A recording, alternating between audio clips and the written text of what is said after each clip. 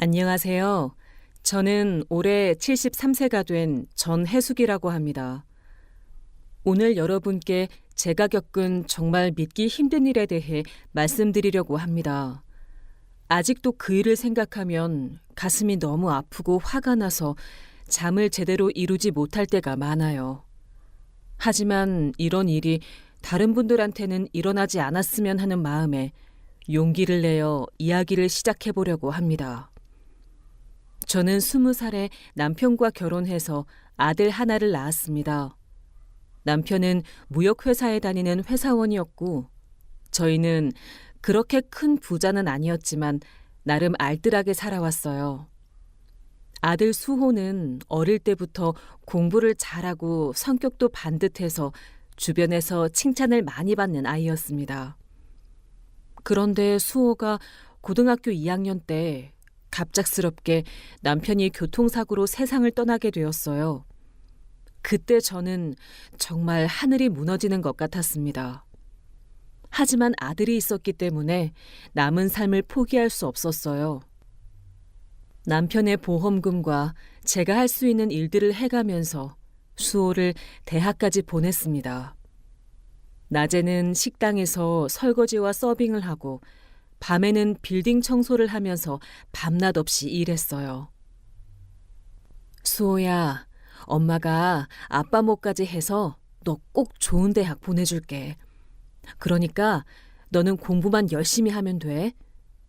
아빠가 하늘에서 우리 지켜보고 계시니까 우리 힘내자, 응?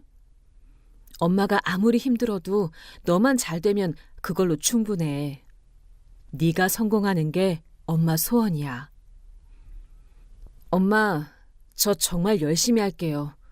엄마가 이렇게 고생하시는데 제가 공부 안 하면 안 되죠. 나중에 꼭 성공해서 엄마한테 효도할게요. 좋은 집에서 편하게 살게 해드릴게요. 엄마 고생 끝나는 날이 꼭 올 거예요. 약속드릴게요. 그때까지 오래오래 건강하게 사셔야 해요. 수호는 정말 약속대로 열심히 공부해서 서울에 있는 좋은 대학에 들어갔어요. 대학 졸업 후에는 중견기업에 취직도 하고 28세에 대학 동기였던 예쁜 여자와 결혼도 했습니다. 며느리 수연이는 첫 만남부터 정말 예의 바르고 착해 보였어요. 어머니, 처음 뵙겠습니다. 앞으로 잘 부탁드려요. 수호 오빠가 어머님 이야기를 정말 많이 해주셨어요. 고생 많이 하시면서 수호 오빠를 훌륭하게 키워주셔서 감사합니다. 저도 앞으로 어머님께 효도하는 며느리가 되도록 노력하겠습니다. 어머님 아들 잘 받았으니까 저도 어머님 딸이 되어서 평생 잘해드릴게요. 아이고, 이렇게 예쁘고 착한 아가씨가 우리 며느리가 되다니. 우리 수호가 정말 복이 많구나. 수연아, 앞으로 우리 가족이니까 편하게 지내자. 뭐 필요한 거 있으면 언제든 말해. 나도 딸 하나 생긴 것 같아서 정말 기뻐. 우리 가족 모두 행복하게 살자. 결혼 후 1년 만에 손주 지은이가 태어났을 때는 정말 기뻤습니다. 남편이 세상을 떠나고 힘들게 살아온 보람이 느껴지더라고요. 그 후 2년 뒤에 손자 지훈이도 태어나서 저희 가족은 정말 행복했어요. 문제는 수호가 결혼 후 직장을 옮기면서 강원도 원주로 발령이 났다는 거예요. 저는 전남 여수에서 혼자 살고 있는데 여수에서 원주까지는 대중교통으로 가려면 정말 복잡했습니다. 기차를 몇 번 갈아타고 버스도 타야 해서 편도로 6시간 넘게 걸리는 거리였어요. 그래서 손주들을 자주 볼 수가 없었습니다. 그래도 수호가 한 달에 한 번씩은 전화를 하고 가끔 용돈도 보내주고 명절 때마다 꼬박꼬박 여수로 내려와서 효도하는 모습을 보면 정말 기특했어요. 손주들도 전화로나마 할머니 보고 싶어요, 할머니 언제 와요 하는 말을 들으면 그렇게 행복할 수가 없었습니다. 그런데 작년부터 수호의 전화가 뜸해지기 시작했어요. 예전에는 한 달에 한 번씩 하던 전화가 2달, 3달에 한 번으로 줄어들더니 나중에는 제가 먼저 전화해야 겨우 받는 상황이 되었습니다. 그래도 아들이 직장일로 바쁘겠거니 하고 이해하려고 노력했어요. 요즘 젊은 사람들은 일이 너무 많아서 건강도 나빠지는 경우도 많다는데 우리 아들은 잘 지내는지 늘 걱정이 많았죠. 그래도 건강히 지내는 것 같아 다행이었어요. 하지만 지난 추석 때 정말 충격적인 일이 있었습니다. 수호 가족이 추석에 내려오지 않은 거예요.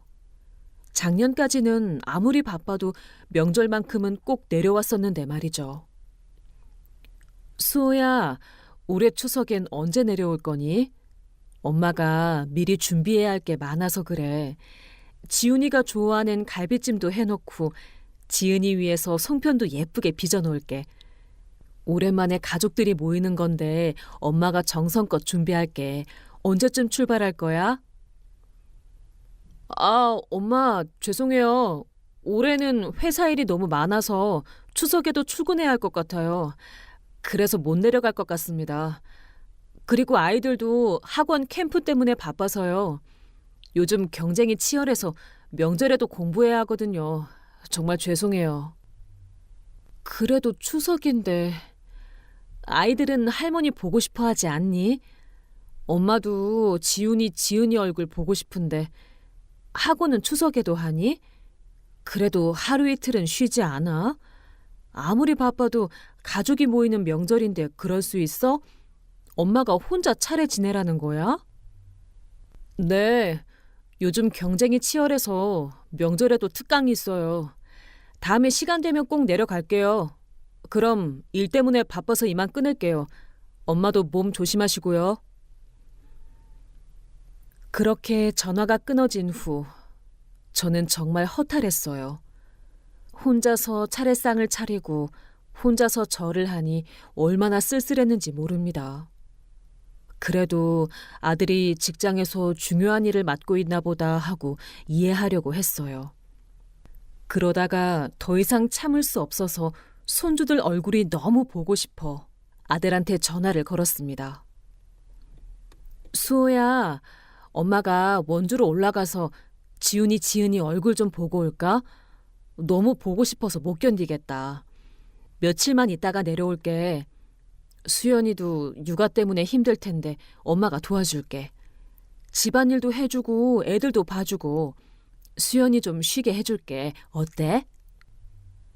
엄마, 지금은 좀 안 될 것 같아요. 수연이가 몸이 안 좋아서 병원 다니고 있거든요. 그래서 집안이 좀 어수선해요. 아이들도 감기 기운이 있어서 할머니한테 옮길까 봐 걱정돼요. 나이 많으신 분이 감기 걸리면 큰일 나잖아요. 조금만 기다려주세요. 그럼 내가 올라가서 수연이 돌봐주고 애들도 봐주면 되잖니. 며느리가 아프다는데 시어머니가 도와줘야지. 감기는 뭐 조심하면 되고 마스크 쓰고 있으면 되잖아. 수연이 혼자 아픈데 애들까지 돌보려면 얼마나 힘들겠어. 내가 가서 도와줘야지. 아니에요. 괜찮아요. 저희가 알아서 할게요. 나중에 수연이 나아지면 그때 연락드릴게요. 엄마도 나이가 있으시니까 몸 조심하세요. 혼자 멀리 다니시지 마시고요. 이상했어요. 예전 같으면 수호가 먼저 엄마, 수연이가 아픈데 올라와서 도와주세요 라고 했을 텐데 오히려 오지 말라고 하는 거였어요. 뭔가 이상하다는 생각이 들었지만 그래도 며느리가 아프다니까 기다려주기로 했습니다. 하지만 한 달이 지나고 2달이 지나도 연락이 없었어요. 제가 먼저 전화해도 바쁘다는 핑계로 금방 끊어버리고 손주들과 통화하고 싶다고 해도 자고 있다거나 학원에 갔다는 식으로 둘러댔습니다. 그래서 저는 결심했어요. 더 이상 기다릴 수 없다고 생각해서 사전에 연락하지 않고 깜짝 방문을 하기로 한 겁니다. 손주들 얼굴 보고 싶은 할머니 마음을 아들이 이해해 줄 거라고 믿었거든요. 지난주 금요일 새벽 4시에 일어나서 준비를 시작했습니다. 여수에서 원주까지 가려면 먼저 여수역에서 KTX를 타고 서울역까지 간 다음 지하철로 갈아타서 청량리역으로 가서 ITX를 타고 원주까지 가야 했어요. 환승 시간까지 포함하면 총 6시간 정도 걸리는 여정이었습니다. 그 긴 시간 동안 지훈이 지은이를 만날 생각에 정말 설렜어요. 오랜만에 할머니를 보면 아이들이 얼마나 좋아할까 하는 상상을 하면서 기차 안에서도 웃음이 나왔습니다. 가방에는 아이들이 좋아할 과자와 장난감, 그리고 며느리를 위한 건강식품을 가득 넣었어요. 원주에 도착해서 택시를 타고 수원의 아파트 앞에 선 것이 오후 1시쯤이었어요. 마음이 두근두근 했습니다. 정말 오랜만에 손주들을 볼 수 있다는 생각에 피곤함도 다 잊어버렸어요. 현관문을 두드렸는데 한참 후에 수연이가 나왔어요. 그런데 수연이 표정이 정말 이상했습니다. 반가워하기는커녕 당황스러운 얼굴로 저를 쳐다보더라고요. 어머님, 갑자기 어떻게 연락도 안 주시고 오시면 어떡해요? 수호는 지금 회사에 가고 없는데요. 정말 곤란한데요. 이렇게 갑자기 오시면 저희도 당황스럽고 준비된 게 아무것도 없어서 어떻게 해야 할지 모르겠어요. 아유, 수연아. 손주들 얼굴이 너무 보고 싶어서 참을 수가 없었어. 연락하면 또 바쁘다고 할까 봐 그냥 왔어. 지은이는 어디 있니? 할머니 왔다고 해줘. 얼마나 컸나 보고 싶다. 6시간이나 걸려서 왔는데 애들 얼굴이라도 봐야지. 내가 뭔가 준비 안 된 거 있으면 도와줄게. 아이들은 지금 친구 집에 놀러 갔어요. 오늘 하루 종일 없을 거예요. 그러니까 어머님도 오늘은 그냥 돌아가세요. 아이들 친구 엄마가 저녁까지 봐주기로 했거든요. 정말 오늘은 안 되겠어요. 뭔가 이상했어요. 금요일 오후인데 아이들이 친구 집에서 하루 종일 논다는 게 말이 안 됐거든요. 그리고 수연이의 표정이나 말투가 예전과 너무 달랐어요. 예전에는 제가 오면 그렇게 반가워하면서 이것저것 챙겨주던 며느리였는데 말이에요. 그때 갑자기 집 안에서 아이들 웃음소리가 들렸어요. 엄마, 이거 봐요. 지은이랑 지훈이가 집에 있었던 거예요. 수연이가 거짓말을 한 거였습니다. 수연아, 애들이 집에 있잖니. 방금 웃음소리 들렸는데 왜 친구 집에 갔다고 거짓말하는 거야? 내가 6시간이나 걸려서 손주들 보러 왔는데 왜 이렇게 나를 피하려고 해? 예전에는 내가 오면 그렇게 반가워했잖니. 도대체 무슨 일이야? 내가 뭘 잘못했길래 이렇게 차갑게 대하는 거야? 수연이 얼굴이 순간 굳어지더니 어색하게 웃으면서 대답했어요. 완전히 당황한 표정이었어요. 아, 그게 아이들이 방금 돌아온 거예요. 친구 집에서 놀다가 금방 들어왔거든요. 근데 정말 지금은 안 되거든요. 집도 어수선하고 아이들도 피곤해하고 있어서요. 어머님, 제발 이해해 주세요. 다음에 미리 연락드리면 제대로 준비해서 모실게요. 오늘은 정말 힘들어요. 더 이상 참을 수 없었어요. 며느리의 말투도 예전과 너무 달랐고 뭔가 저를 피하려는 게 눈에 뻔히 보였거든요. 안 돼. 나 오늘 지훈이 얼굴 꼭 보고 갈 거야. 수연아, 내가 뭘 잘못했길래 이렇게 나를 피하는 거야. 시어머니가 손주 보러 온 게 그렇게 싫어? 나는 네가 친딸 같아서 얼마나 예뻐했는데 왜 이렇게 달라진 거야? 도대체 무슨 일이 있었던 거야? 내가 너한테 상처 주는 말이라도 했니? 수연이가 더 이상 막을 수 없다는 듯 한숨을 쉬며 마지못해 문을 열어주었어요. 하지만 그 표정은 여전히 불편해 보였고 마치 억지로 들여보내주는 것 같았어요. 그럼 정말 잠깐만요. 아이들이 곧 학원 가야 하거든요. 요즘 경쟁이 치열해서 주말에도 특강 들어야 해서 바빠요. 그러니까 정말 잠깐만 계시고 가세요. 너무 오래 계시면 아이들 스케줄이 꼬여서 힘들어요. 집 안으로 들어가니 예전과 달리 왠지 분위기가 싸늘했어요. 거실에서 지훈이와 지은이가 게임을 하고 있었는데 제가 들어가자 깜짝 놀라는 표정을 지었어요. 아이들이 저를 보는 눈빛이 예전과 달랐어요. 어색하고 낯설어 하더라고요. 지은아, 지훈아, 할머니야. 할머니가 너희들 너무너무 보고 싶어서 여수에서 여기까지 6시간이나 걸려서 왔어. 우리 손주들 할머니 안 보는 동안 얼마나 컸나 보자. 여기 봐. 할머니가 너희들 좋아할 만한 선물들 잔뜩 사왔어.